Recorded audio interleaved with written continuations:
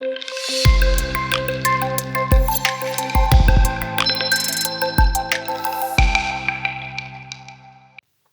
everybody, my name is Liz Forkin Bohannon, and I am so delighted to be here with you today. About 10 years ago, I found myself in a really similar life stage, probably as many of you had just graduated from university. And when I was in college, I was really interested in issues that were facing women and girls living in extreme poverty and in conflict and post-conflict zones. So I studied journalism, I got my undergrad, I went on to get my master's degree, and I'm a millennial. So I got a lot of messaging and a lot of encouragement to dream really big and to go out there and to be a world changer, right? And so that was my plan, and that was the path that I was on. And I did all the things. I marched in the marches, and I worked for nonprofits, and I was getting my journalism degree. And then graduation hit, and I graduated. The real world really set in, and the bills started rolling in, and I needed a job. And I thought that, people would be knocking down my door to give me this world-changing dream job that I had hoped for, and that didn't happen. And so I got a job at a corporate communications firm.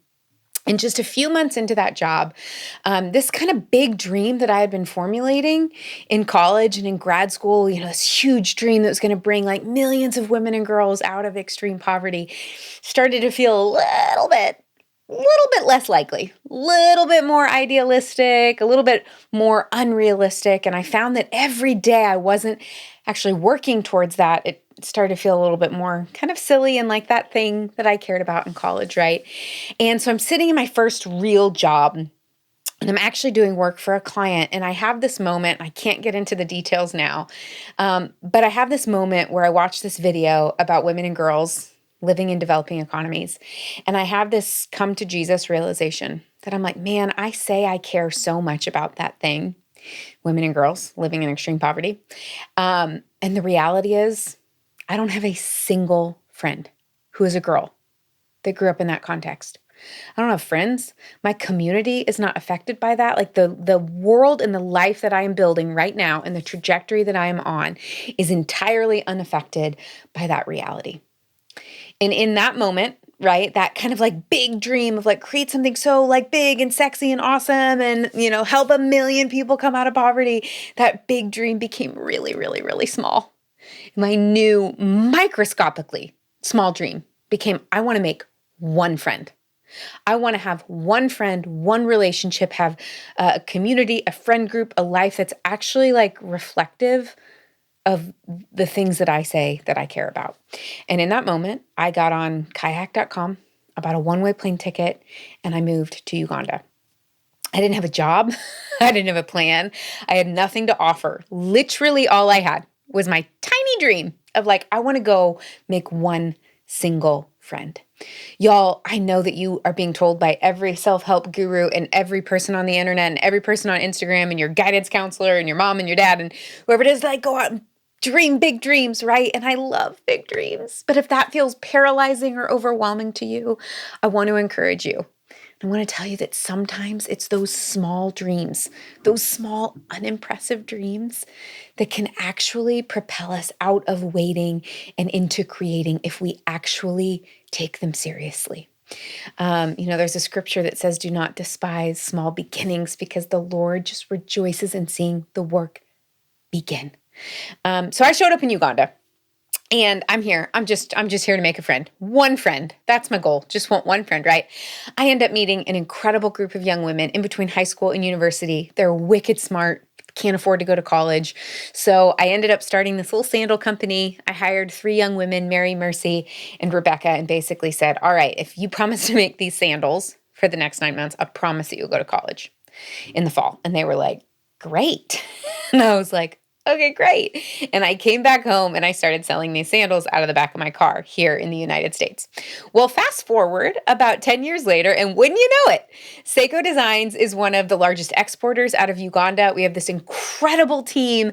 We have a factory. We have partners all over the world now. Uganda, Ethiopia, India, Peru. We are a multinational, multi-million-dollar, socially conscious fashion brand. We've enabled hundreds of women to continue on to university. We've enabled thousands of women here in the United States to sell the product and to build their own social enterprises. And y'all, it's only just the beginning. But there's two things that I want to share with you about that, right? The first is that it actually just started with a tiny, tiny, unimpressive dream that I took really seriously, to make one friend, to build community, to be in relationship, and to pursue proximity. The other thing that I want to share with you is that, over the last 10 years, 10 years ago, someone would have labeled me a world changer or a do-gooder. I think I would have been very pleased with that because that's what I thought I should go out in the world and do. And I've become increasingly uncomfortable, honestly, with that language, with these dynamics that exist. Like for me in my specific story, there was this sense of like, just because I moved to Uganda, right? Like just because I showed up and by the way, like had nothing really to offer, I was seen as like a do-gooder, a world changer, which like the subtext of that, if you think about that, is like what my Ugandan friends then are there to play the role of like the recipient or the like grateful beneficiary, right? Y'all, I do not believe that that is how God created us. God created us to live in community with people that live across the street, across the hallway, across the world, right? And community is where we do this sacred dance of needing and being needed, of learning and listening and teaching and giving, right? And anytime we fall into this idea that like, oh, I'm a giver, I'm a do-gooder, they're the receiver, right? One, we're delusional.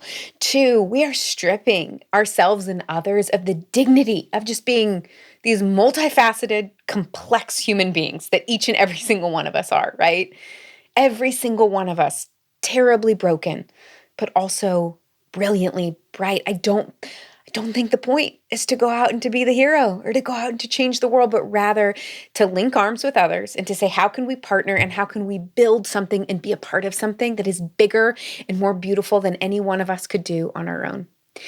Just a few years into running Sseko, I ended up meeting this young woman. Her name was Agnes. She was around my age, and she had just graduated from college when she was 13.